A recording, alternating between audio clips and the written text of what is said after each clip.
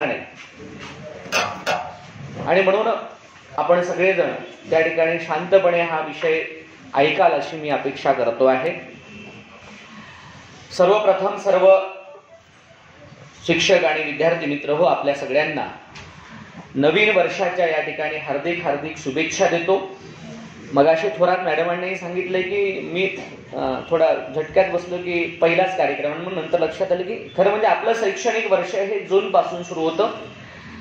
पण शैक्षणिक वर्ष जरी जून पासून असलं तरी नवीन वर्ष जे आहे ते जानेवारी पासून असतं. आणि म्हणून खरोखर जानेवारी महिना लागावा आणि 3 तारखेला त्या ठिकाणी सावित्रीमाईंची जयंती यावी, हा एक दुग्ध शर्करा योग आहे असं मला वाटतंय. 3 दिवस या ठिकाणी साजरा आपण करतो आहोत. एक सावित्रीबाई फुलेंचा जयंती उत्सव या ठिकाणी करतो आहोत. दुसरा या ठिकाणी फलकावरती पण त्या ठिकाणी लिहिलेला आहे, तो म्हणजे बालिका दिवस म्हणून पण आपण या ठिकाणी साजरा करतो आहोत. आणि तिसरा जो आहे शिक्षण दिन म्हणून सुद्धा या ठिकाणी साजरा करावा असं शासनाचं म्हणणं आहे. म्हणजे अशा 3 विषयांना धरून हा विषय या ठिकाणी हा कार्यक्रम आपण करत आहोत. त्याच्यामुळे 3ही विषयांवरती थोडंसं चिंतन करण्याचा मी प्रयत्न करणार आहे. सकाळीच मला पहिल्या तासाला सांगितलं की तुम्हाला बोलायचंय. म्हटलं ठीक आहे, काही हरकत नाही, बोलणं आपलं काम आहे. त्यामुळे विचार करायला लागलो की काय करावं, कोणत्या अँगलने त्या ठिकाणी सावित्रीबाईंचं चरित्र आपल्या समोर मांडावं. आपण सगळ्यांनी सावित्रीबाई फुलेंना कुठे ना कुठे वाचलं असेल, मोठ्या हिमतीने म्हणतो मी वाचलं असेल असं. तर 1-2 विद्यार्थी असू शकतात, सगळेच वाचतात असं नाही. पण काहींनी कुठे ना कुठे छोटं मोठं भाषण मात्र 100% ऐकलं असेल. कारण आपण 10वी पास होऊन या ठिकाणी आला आहात, कसे का असे नाही, खिडकीतून का असे नाही, तो भाग वेगळा आहे. पण 10वी पास पर्यंत होऊन आपण या ठिकाणी आला आहोत. आणि आपल्या शाळेमध्ये कुठे ना कुठे महात्मा ज्योतिबा फुले, सावित्रीबाई फुलेंची जयंती पुण्यतिथीचा कार्यक्रम त्या ठिकाणी झाला असेल. काय सांगितलं जातं, सावित्रीबाईंचं काय स्त्री शिक्षिका आहे आणि मग तिने हे केलं ते केलं. मी थोडा वेगळ्या विचाराने विचार करतोय मित्र हो. सावित्रीबाईंना एकूण आयुष्य किती लाभलंय ते लक्षात घ्या. त्या 66 वर्षांचं आयुष्य आहे. पण या 66 वर्षांच्या आयुष्यामध्ये दुःख संकट हेच भरलेलं आहे. बरं, हे दुःख आणि संकट कसं काय आलं? आपोआप नाही आलं, स्वतःहून ओढून घेतलंय. दुःख कोणी स्वतःहून ओढत नाही, संकट कोणी स्वतःहून ओढत नाही. पण सावित्रीबाईंच्या वाट्याला स्वतःहून आलेलं आहे. खरं म्हणजे महात्मा ज्योतिबा फुले आणि सावित्रीबाईंचा विवाह होतो. सावित्रीबाई 9 वर्षांची आहे. त्या काळात बालविवाह असा प्रकार त्या ठिकाणी असायचा. म्हणजे लहानपणीच लग्न व्हायचं. पण गंमत काय बघा, सावित्रीबाईंचे वडील कंडोसी नेवसे पाटील गावचे पाटील आहे, घरातले श्रीमंत आहे. आणि श्रीमंत असल्यामुळे कोणत्याही बापाला असं वाटतं की आपल्या पोरीचं चांगलं झालं पाहिजे, कल्याण झालं पाहिजे. आणि म्हणून वर शोधताना, मुलगा शोधताना बाप पहिल्यांदा काय काळजी घेत असेल तर कुठलेही दगडावर बाप आपल्या मुलीला टाकत नाही. तो गरीबातल्या गरीब घरातला जरी असला तरी त्याचा प्रयत्न असा असतो की माझ्या मुलीचं कल्याण व्हावं, चांगलं व्हावं. आणि हाच प्रयत्न त्या ठिकाणी सावित्रीबाईंच्या वडिलांनी पण केलाय. कारण महात्मा ज्योतिबा फुलेंचं आयुष्य आपल्याला माहिती आहे की त्यांनी समाजाचं काम केलं, हे केलं. पण वैयक्तिक आयुष्य मला नाही वाटत या ठिकाणी एखाद विद्यार्थ्याला माहिती असेल. महात्मा ज्योतिबा फुले पुणे प्रांतातले सगळ्यात मोठे बिल्डर होते. 350 एकर शेती होती. म्हणजे आजही महात्मा ज्योतिबा फुल्यांनी बांधलेले पूल पुणे परिसरामध्ये तुम्हाला बघायला मिळतील. चांगल्या फुल्यांच्या कुटुंबातला हा ज्योतिबा जो आहे, चांगलं घराणं आहे, खानदानी घराणं आहे. जे मुलीच्या दृष्टिकोनातून बाप शोधतो ते नेवसे पाटलांनी शोधलंय. श्रीमंत घराणं शोधलंय. आपली मुलगी सुखात राहील, आनंदात राहील, या विचारानं त्या ठिकाणी सावित्रीबाईंचं लग्न केलंय. प्रश्न असा आहे की 9व्या वर्षी त्या ठिकाणी काही कळेना. त्यामुळे तेव्हाही नाही ना, आता जरी कळत असलं तरी अजूनही बाप सांगेल तेच मुलींना 99% ऐकावं लागतंय. कारण मुलींचाही विश्वास आहे की आपला बाप आपलं कधीही त्या ठिकाणी नुकसान करत नाही. हे तेवढंच सत्य आहे. आणि म्हणून सावित्रीबाईंचं त्या ठिकाणी लग्न झालंय वयाचं 9व्या वर्षी. ज्योतिबा फुले 13 वर्षांचे आहे. शिक्षणाचा तर विषयच नाहीये, पण फुल्यांच्या घरामध्ये शैक्षणिक वातावरण आहे. कारण फुले स्वतः त्या ठिकाणी इंग्रजी माध्यमाच्या शाळेत जायचे आणि इंग्रजी माध्यमाच्या शाळेत जात असल्यामुळे त्याचं कारण असं होतं की आपण कोणाच्या संगतीत राहतो त्याचा प्रभाव आपल्यावरती पडतो. आणि म्हणून फुल्यांचा व्यवसाय जो आहे तो त्या ठिकाणी फुले विकण्याचा आहे. इंग्रज अधिकाऱ्यांच्या घरी महात्मा ज्योतिबा फुल्यांचे वडील त्या ठिकाणी फुलं द्यायला जायचे. त्यांच्या कुटुंबातलं सगळं ते पाहायचे आणि आपल्याही मुलांना शिकवावं म्हणून त्या ठिकाणी महात्मा ज्योतिबा फुलेंचं शिक्षण झालंय, लग्न झालंय, आता छानपैकी व्यवसाय सुरू आहे. पण एखादं किडं असतं ना डोक्यात काहीतरी वेगळं करायचं, ते सुरू झालंय. ज्योतिबा फुल्यांना वाटलं की अरे मी जे करतोय ठीक आहे, माझ्याकडे सगळं आहे, पण मी ज्या समाजामध्ये राहतोय त्या समाजाची अवस्था काय आहे? त्या समाजातल्या उपेक्षित असलेल्या समाजामध्ये अनेक असे आपले जात बंधू आहेत ज्याला शिक्षणाचा अधिकार नाहीये. जाती बहिष्कृत टाकलं जात आहे. फुल्यांनाही टाकलंय, तो भाग वेगळा आहे. संतापून घरी आलेत का? लग्नाच्या मिरवणुकीतनं त्या ठिकाणी अपमानित केलंय. ऐऱ्या गेऱ्या नथू खैऱ्याला अपमानित केलेलं नाहीये. अपमानित करणारे खरं तर त्या ठिकाणी उच्चवर्णीय आहेत, पण त्यांच्यापेक्षा पैशानं खाली आहे. श्रीमंत घरातल्या पोराला त्या ठिकाणी अशा पद्धतीने अपमानित करून लग्नातनं हाकलून दिलंय म्हणून फुले घरी येत आहेत, चिडतायत.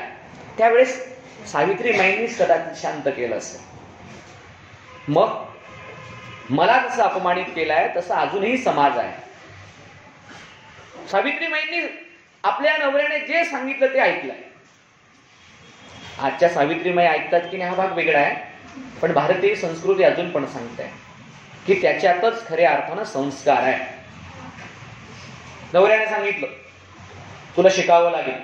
मला तर येतच नाही, मला लिहिता येत नाही, लिहिता वाचता येत नाही, मी शिकवेल. ठीक आहे, नवऱ्याचा आग्रह म्हणून शिकायला सुरुवात केली आहे. इथपर्यंत तर थांबावं, एखादं पत्र येईल बाबा कोणाचं ते वाचता येईल म्हणून कदाचित नवरा शिकवतोय म्हणून सावित्रीबाई शिकताय. पण नाही, पुढे जाऊन काय होतंय? पुढे जाऊन म्हणते की तू शिकलीस बरोबर आहे. अगं एका श्रीमंताच्या घरातली सून तू, तुझी ही अवस्था होती. कारण या समाजाने अजूनही म्हणजे खरं तर फक्त उच्चवर्णीय समाजाच्या पर्यंत शिक्षणाचा अधिकार होता. स्त्रियांना कोणालाही नाही. अगदी उच्चवर्णीय स्त्रिया जरी असल्यात, विशेषतः उच्चवर्णीय मी जो शब्द वापरतो तो ब्राह्मण या अर्थाने लक्षात घ्या. कारण ब्राह्मणांमध्ये शिक्षणाचा अधिकार त्या काळात होता, पण ब्राह्मणांमध्येही महिलांना नव्हताच. बाकी तर तुमच्या आमच्यात बहुजन समाजांचा तर विषयच नाही. मला काल एक वाचताना एक फार शब्दच राजकारणातला आवडला. माधवम नावाचा शब्द या ठिकाणी एक राजकारणामध्ये वापरला गेला. म्हटलं माधवम काय? म्हणजे माधवमचा अर्थ आहे माळी, व म्हणजे वंजारी, ध म्हणजे धनगर आणि शेवटचा म जो आहे तो मराठा.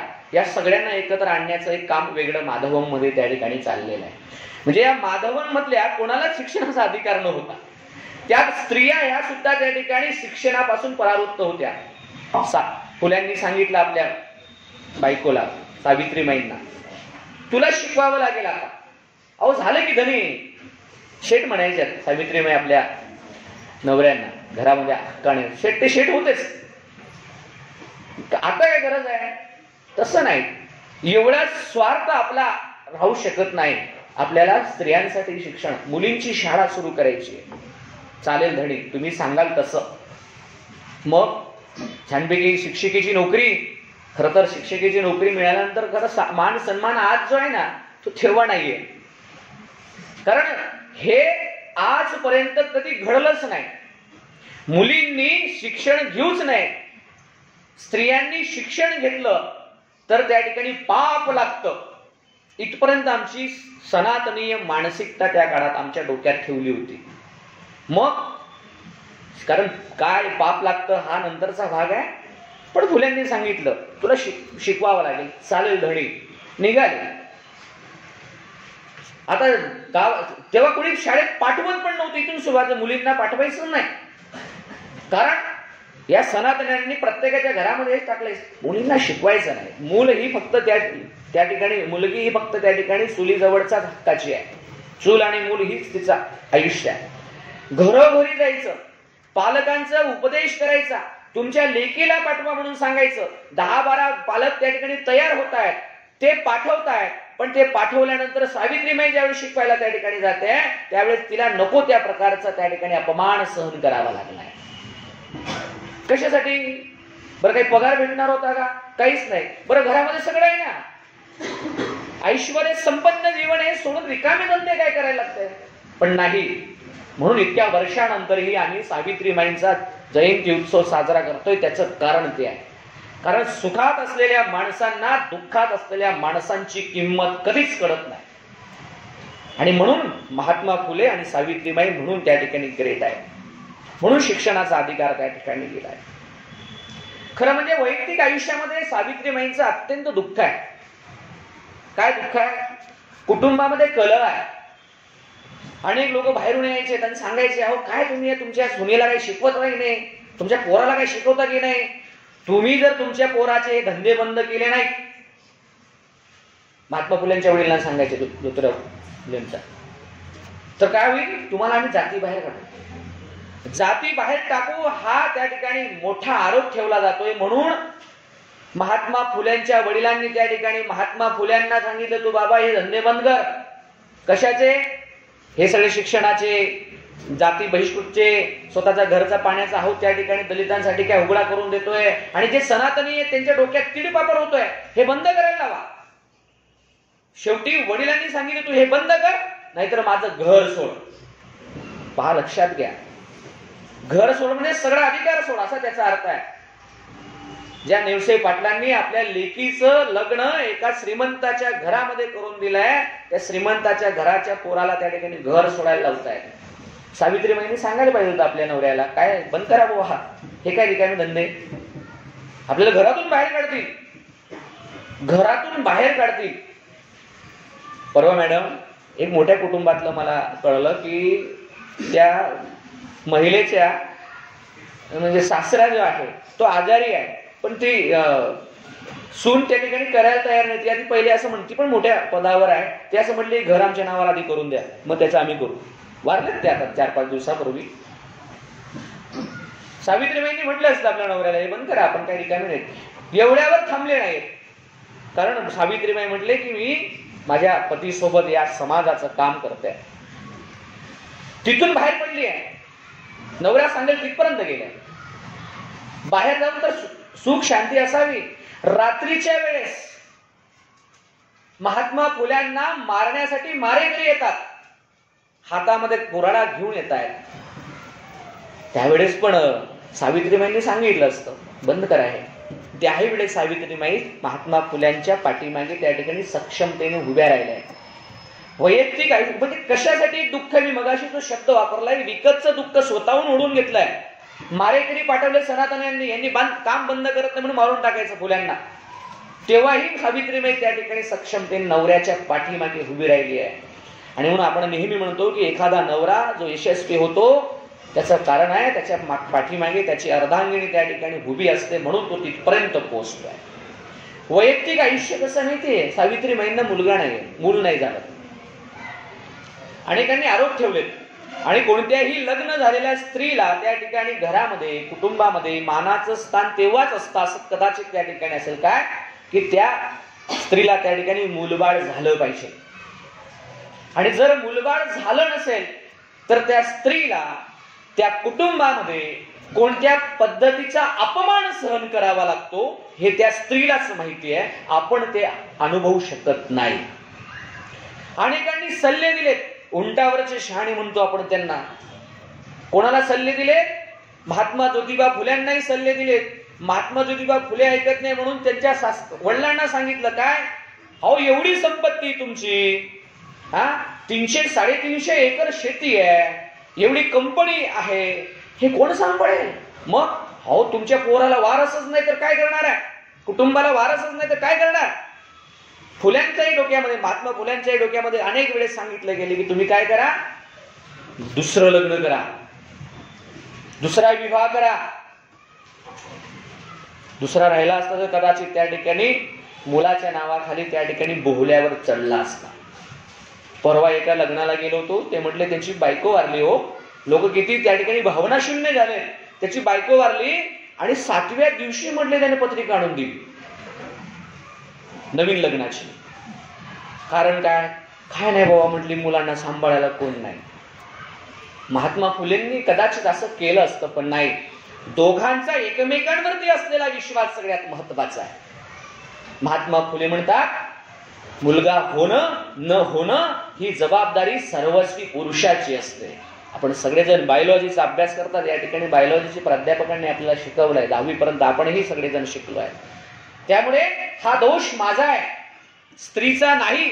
आजपर्यंत आजही कुटुंबामध्ये जर त्या ठिकाणी त्या दाम्पत्याला त्या ठिकाणी मुलबाळ झालं नाही तर सर्वस्वी दोष त्या बाईलाच त्या ठिकाणी दिला जातो. हे सगळ्यात दुर्दैव आहे आणि तीही खाली मान घालून ते सहन करते.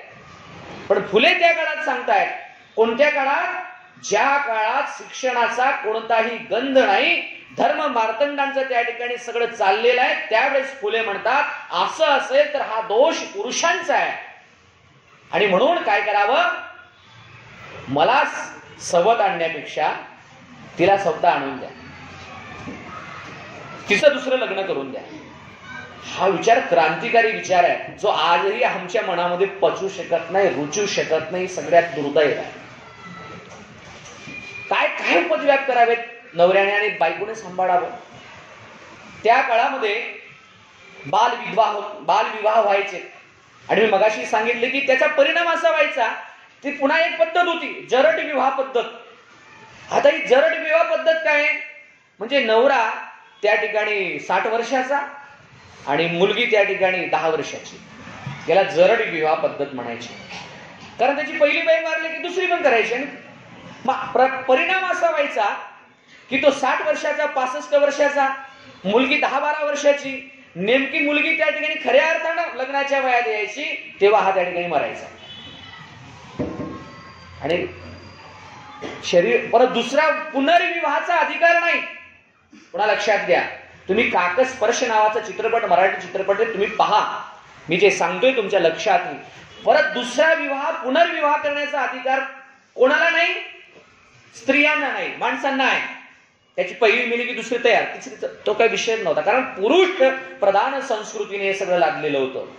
तुम्हाला जे सगळं स्वातंत्र्य मिळालं ना मुलींनो, नुसत्या टाळ्या वाजवण्यासाठी सावित्रीमाईंचा हा जन्मदिवस असूच शकत नाही. मग करायचं काय? जरट विवाह पद्धतीमध्ये ती विधवा व्हायची आणि आयुष्यभर तिने काय करायचं? पण त्याच्या आधी अगदी मागे गेला 16व्या शतकामध्ये तर काय होतं? सतीप्रथा होती. एक तर तिला मारून टाकायचं, नवऱ्यासोबतच जावे. सतीप्रथा इंग्रजांनी बंद केली, राजाराम मोहन रायांमुळे बंद केली. माता काही जगतेच आहे ना, पण हिचं जगणं नरकापेक्षा भयान करायचं, टक्कल करायची. घरातच कुठे कुटुंबामध्ये, पण शरीर कुठे आहे? शरीर धर्म कोणाला चुकलाय? आणि एखाद्या त्या ठिकाणी विधवेकडनं त्या ठिकाणी तिचं पाऊल चुकलं आणि तिचं त्या ठिकाणी तिच्याकडनं काही झालं आणि ती त्या ठिकाणी गर्भार राहिली, त्या ठिकाणी गर्भवती राहिली, तर तिला मृत्यूशिवाय पर्याय नाही.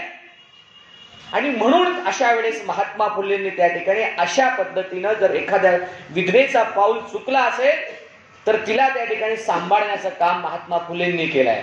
आणि म्हणून त्या ठिकाणी बालहत्या प्रतिबंधक गृह त्या ठिकाणी स्थापन केलंय.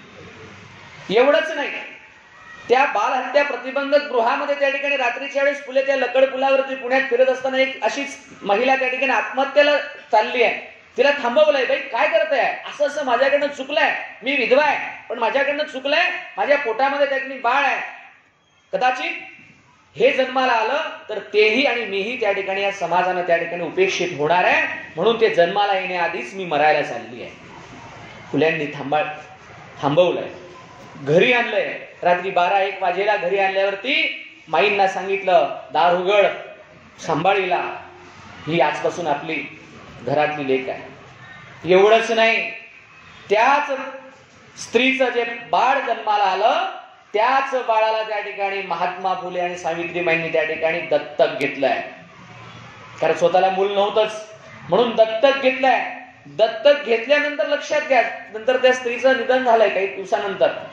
त्या दत्तक मुलाला काय त्रास झालाय माहिती का? त्याचं नाव आहे यशवंत. महात्मा ज्योतिबा फुले आणि सावित्रीबाई फुले यांच्या दत्तक मुलाचं नाव आहे यशवंत. सामान्य ज्ञानामध्ये कधीतरी प्रश्न विचारला जातो. शाळेमध्ये जायला लागले ना पोरग, फार चिडवायचे. बिना बापाचा पोरगा म्हणून त्या ठिकाणी त्याला चिडवायचे. यशवंतावर स्वतंत्र बोलता येईल. अशा वेळी सावित्रीबाईने त्याला कवेत घेतलं, सांभाळलं. आणि नुसतं सांभाळलं नाही, चांगला संस्कार केला. नुसता चांगला संस्कार नाही केला, चांगलं शिक्षण दिलं आणि त्या काळात डॉक्टर बनवलं. ही ताकद त्या ठिकाणी सावित्रीबाईंमध्ये आहे. आणि म्हणून जी जिजाऊंमध्ये ताकद आहे ती सावित्रीबाईंमध्ये ही ताकद होती. मुलाला डॉक्टर केलाय. वैयक्तिक आयुष्यामध्ये त्या ठिकाणी नंतरच्या काळामध्ये महात्मा ज्योतिबांच्या त्या ठिकाणी निधन झालंय. 1890 मध्ये निधन झालंय महात्मा फुलेंचं. आणि सावित्रीबाईंचं निधन त्या ठिकाणी 1897 मध्ये झालंय. पुढची 7 वर्ष सावित्रीबाईंनी महात्मा फुलेंचा असलेला वसा चालवलेला आहे. असं नाही आता नवरा गेला म्हणून संपून गेला नाही. जे जे उभं केलं होतं ते सगळं सांभाळलं आहे. आणि मृत्यू तरी कसा यावा? सावित्रीबाई 66व्या वर्षी वारल्या. त्याचं कारण आहे, त्या काळामध्ये पुण्यामध्ये प्लेग नावाची साथ आली आहे. तुमच्यापैकी कदाचित प्लेग तुम्ही ऐकला पण नसेल, ऐकला असेल तरी फार वर्णन माहिती नसेल. पण या ठिकाणी बसलेल्या माझ्या सगळ्यांना थोडं थोडं आठवत असेल. आम्ही शिकत होतो त्यावेळेस सुरतमध्ये ही प्लेग नावाची साथ आली होती. आणि त्यावेळची भयानक परिस्थिती आम्ही पाहिली आहे. काखेमध्ये गाठ झाली, 4 दिवसांनी माणूस मरायचाच. तुम्ही पाहिलाय, तुमच्या मुलांना सांगाल कोरोना कसा असतो. आम्ही प्लेग थोडासा अनुभवलाय. कोरोना तर काही विषय नाही. आमची पिढी अशी आहे, आम्ही सगळ्याच गोष्टी अनुभवत चालू. आम्ही ब्लॅक अँड व्हाईट टीव्ही पासून स्मार्ट टीव्ही पर्यंत पाहिलेली आमची ही पिढी आहे. त्यामुळे तो विषय वेगळा आहे. त्या पुण्यामध्ये प्लेगची साथ आली आहे. मुलगा यशवंत डॉक्टर आहे. मुलाच्या दवाखान्यामध्ये त्या ठिकाणी सावित्रीबाई सगळ्या वस्तीतल्या त्या ठिकाणी या प्लेग झालेल्या लोकांना त्या ठिकाणी घेऊन जाते. सावित्रीबाईंचे जवळचे कार्यकर्ते म्हणतात की माई तू थांब घरी, आम्ही करतो. नाही, स्वतःच्या खांद्यावरती त्या ठिकाणी लहान लहान लेकरांना घेऊन ती माई त्या ठिकाणी दवाखान्यामध्ये घेऊन जाते. कारण प्लेगची साथ ही त्या ठिकाणी संसर्गजन्य साथ होती. ज्याच्या संपर्कात जाईल, जसं कोरोनाची होती तशीच ती होती. आणि वाचण्याचा टक्केवारी 0% होती. कोरोनामध्ये खूप होती. आपण भीतीमध्ये मिळवतो, भाग वेगळा आहे. आणि त्यातच सावित्रीबाईंना त्या ठिकाणी प्लेगची लागण झाली. आणि सावित्रीबाई त्या ठिकाणी 10 मार्च 1857 त्या ठिकाणी प्लेगच्या साथीमुळे त्या ठिकाणी निवर्तल्या आहेत. म्हणजे समाजासाठी जन्म झाला, समाजाचं काम करत होत्या. आणि समाजाचं काम करता करता शेवटपर्यंत त्या ठिकाणी समाजाचं काम करतानाच मृत्यूनं त्या ठिकाणी कवटाळावं. आणि म्हणून सावित्रीबाई श्रेष्ठ आहेत, ग्रेट आहे. सावित्रीबाई फुलेंच्या जयंती निमित्तानं आपण त्या ठिकाणी थोडंसं चिंतन करावं, हा विषय त्या ठिकाणी आपण ठेवला आहे.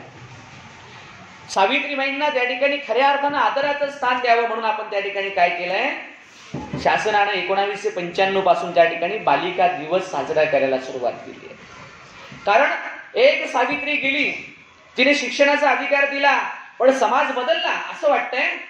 आजही समाज बदललेला नाही. कारण भारतीय समाज हा पुरुष प्रधान संस्कृतीचा असल्यामुळे माझ्या सहित आम्ही सगळे घट्ट त्या संस्कारांनी पुढे गेलो. आजही आजच्या दिवस मुलीचा दिवस आहे, कन्या दिवस आहे. आजच्या दिवस कौतुक आम्ही करू, पण खऱ्या अर्थानं सन्मान जो द्यायचा आहे तो होतोय का? मुलीला जन्माला येण्यापासून संघर्ष आहे. अगदी हौस म्हणून त्या ठिकाणी लग्न झालं की पहिला मुलगा किंवा मुलगी इथपर्यंत आहे. आणि पहिली मुलगी झाली की दुसरा मुलगाच पाहिजे. हा हट्ट समाजातल्या 98% लोकांचा आहे. 98%. मी 2% यासाठी सोडून दिला, कारण या ठिकाणी बसलेल्या आदरणीय नेहा पाटील मॅडम जे आहेत, आता शिंदे सर या ठिकाणी नाही आहेत, नेहा पाटील मॅडमांना दोघही कन्या आहेत. त्या 2% हे येतात, म्हणून यांच्यासाठी एकदा टाळ्या झाल्या.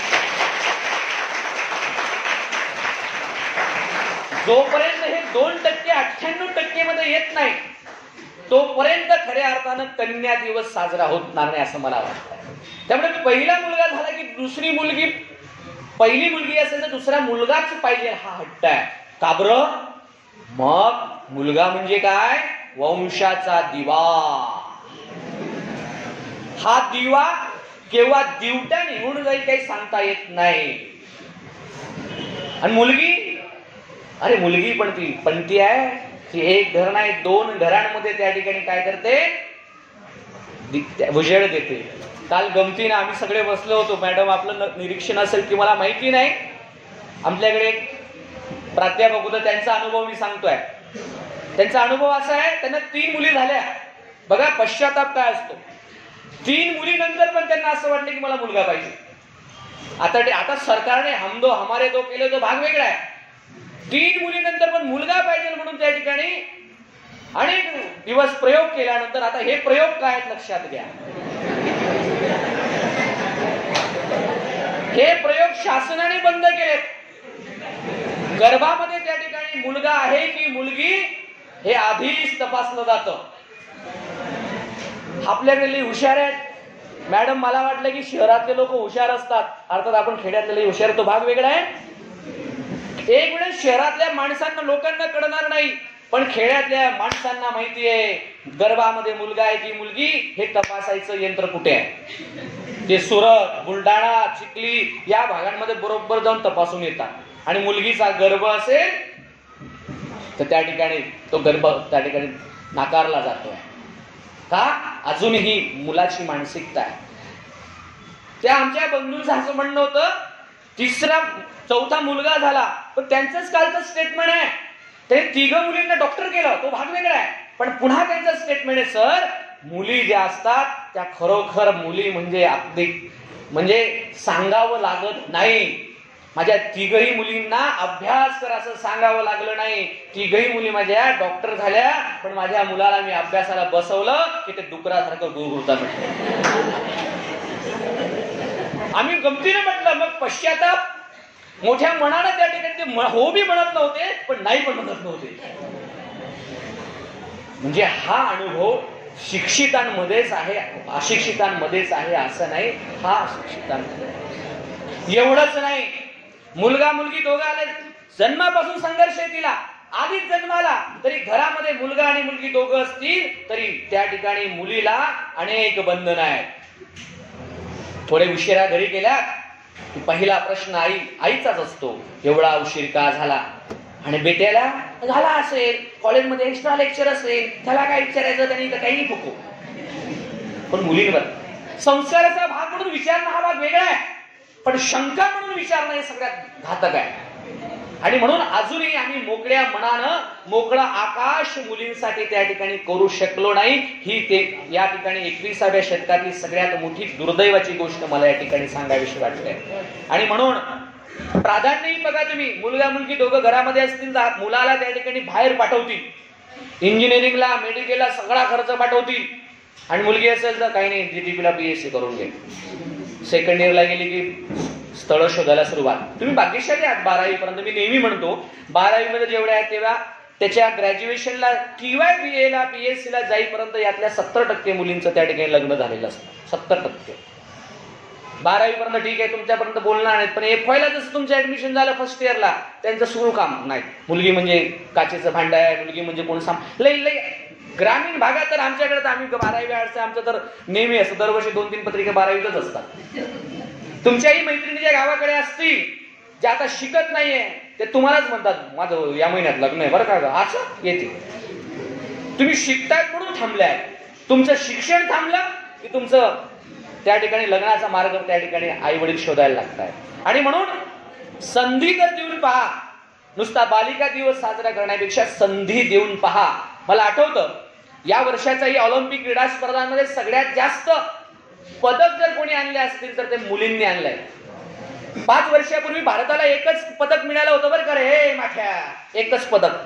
कशात माहितीये कोणी आणलं होतं? एकच पदक. मुलीने आणलं होतं. भारताला एकच पदक मिळालं ऑलिम्पिक मध्ये. तुम्ही म्हणाल मिळालं असं बॅडमिंटन मध्ये, नाही, ते मिळालं आहे वेट लिफ्टिंग मध्ये.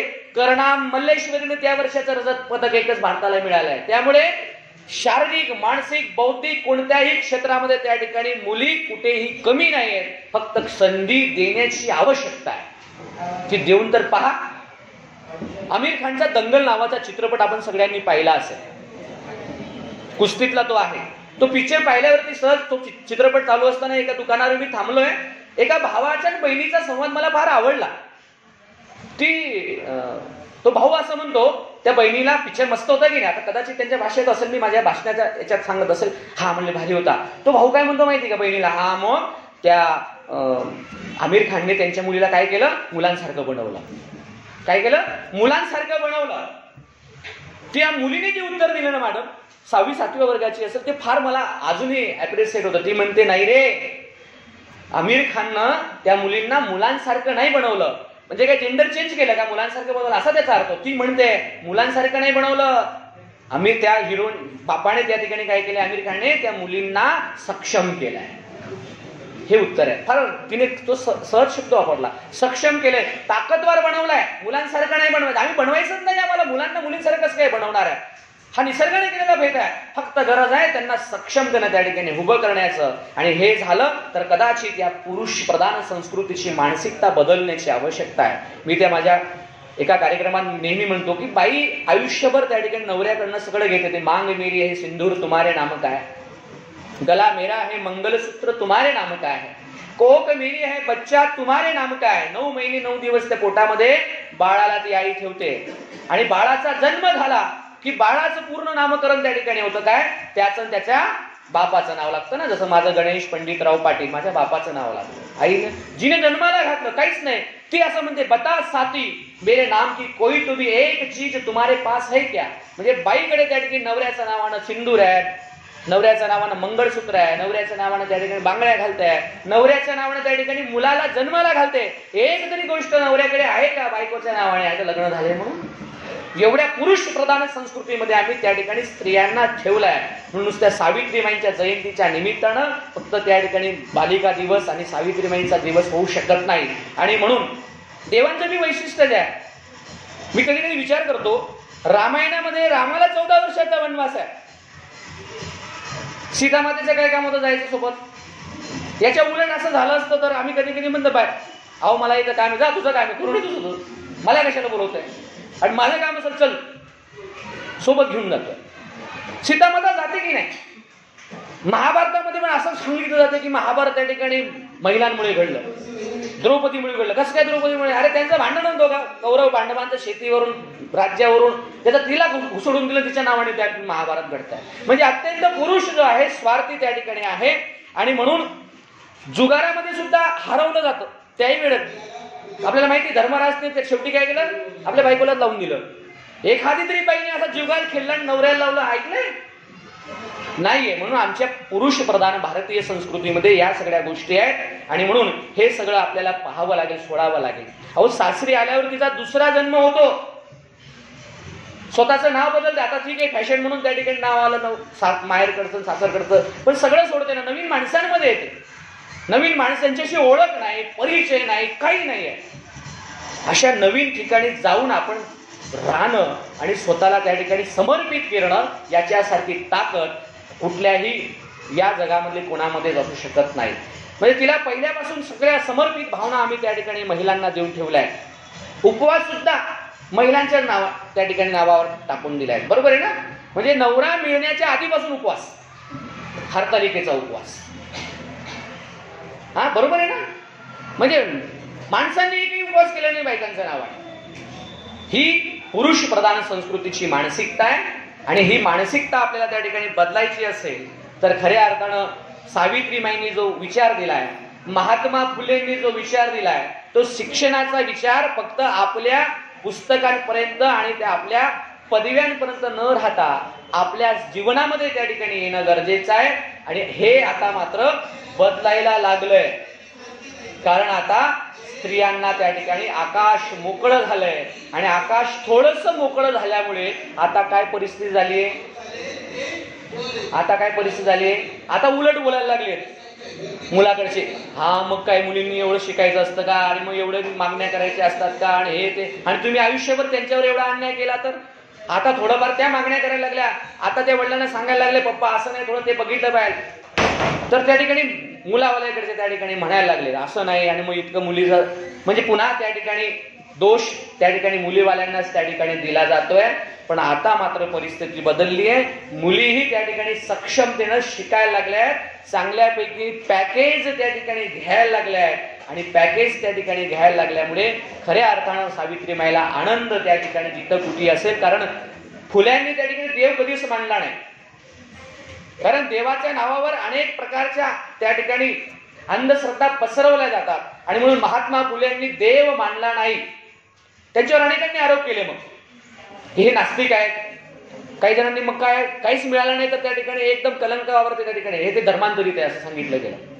पण महात्मा फुलेंनी एक गोष्ट मांडली, ती निर्मिक नावाची एक अगाध अशी शक्ती आहे की जी कुठेतरी आपल्या सगळ्यांना नियंत्रित करते आहे. आणि त्या अगाध शक्तीमध्ये असलेल्या सावित्रीमाई त्या ठिकाणी असतील. त्या सावित्रीमाई ज्यावेळेस सगळ्या लेकींना पाहत असेल, त्या लेकींची उंच भरारी पाहत असेल, त्यावेळेस तिच्या त्या आत्म्याला त्या ठिकाणी खऱ्या अर्थानं शांतता लाभत असेल. आणि म्हणून सावित्रीमाईच्या जयंतीच्या निमित्तानं सावित्रीमाईंना या ठिकाणी मी विनम्र अभिवादन करतो आणि थांबतो. धन्यवाद. जय हिंद.